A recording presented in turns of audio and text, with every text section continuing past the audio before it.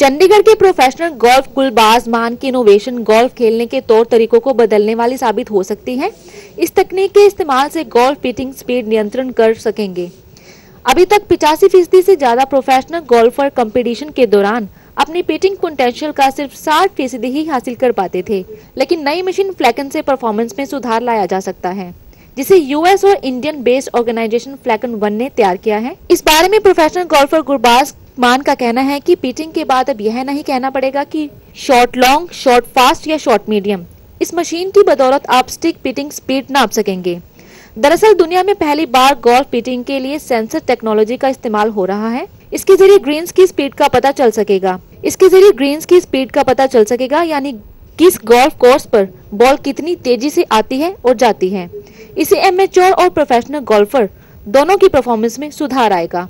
गुरबाज कहते हैं कि आमतौर पर गोल्फर अलग अलग गोल्फ कोर्स में खेलने के बाद अंदाजा लगाते हैं कि ग्रीन्स की स्पीड कितनी है। फ्लैकन आई को 2 साल की रिसर्च के बाद पहले 6 महीने की स्ट्रेटिंग के बाद सामने लाया गया है। ये जो मशीन है ये इसलिए बनाई गई है ताकि जितने भी प्लेयर हैं वो अब विजुअली किसी डिस्टेंस को देखकर उस पे पट ना मारें। अब वो लॉजिकली अपने मन में देख सकते हैं कि क्या स्पीड एक्चुअली बॉल अचीव कर रही है। और ये गेम बिल्कुल प्रिसीजन की है, मतलब हर चीज एकदम सतर्क रखनी पड़ती है, एक तरीके से बिल्कुल परफेक्शन के हिसाब से मानी जाती है गेम। तो जो रेंज ऑफ स्पीड एस्टैब्लिश करनी है on a putting green to make a putt, उसके लिए ये इंस्ट्रूमेंट यूज्ड है।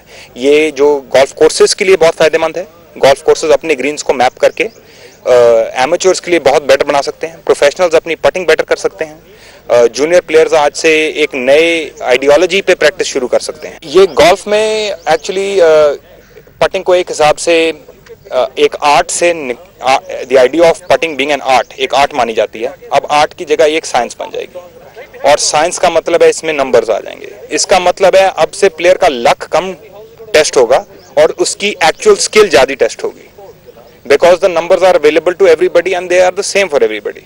तो इसमें किसी के अडेप्टेशन की स्किल पे नहीं डिपेंड कर रही उसकी परफॉर्मेंस, इस पे सिर्फ बॉल की स्पीड पे डिपेंड कर रही है।